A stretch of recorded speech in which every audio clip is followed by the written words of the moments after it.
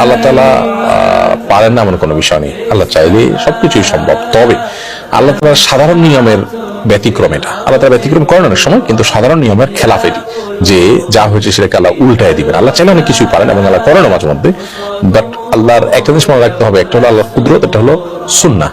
আল্লাহর নিয়ম সাধারণ নিয়ম এটা নয়, তবে কুদরত মানে আল্লাহর পরীক্ষা, আল্লাহর শক্তি, আল্লাহর সামর্থ্যের কথা যদি বলেন তাহলে আল্লাহ তাআলা এটা পারেন। এবং শক্তি সামর্থ্যের বিষয়টা আল্লাহ তাআলা মাঝে মধ্যে জাহির করেন, কুদরত মাঝে মধ্যে আল্লাহ জাহির করেন। নরমালি আল্লাহ তাআলার যে সুন্নাহ থাকে দুনিয়াতে, আল্লাহর যে নিয়ম থাকে সেই নিয়মটাকে আল্লাহ তাআলা আপনার করেন, ধরে রাখেন, বা নিয়ম অনুযায়ী আল্লাহ তাআলা করেন। অতএব আপনি আল্লাহর কাছে ভালো ফলাফলের জন্য দোয়া করবেন, আল্লাহ আপনি আমার ফলাফলের জন্য ভালো হয়, আমার ভুল অ্যান্সার করার কারণে যে ক্ষতি হয় সেটা যেন পুষিয়ে যায়, সেজন্য আপনি দোয়া করবেন।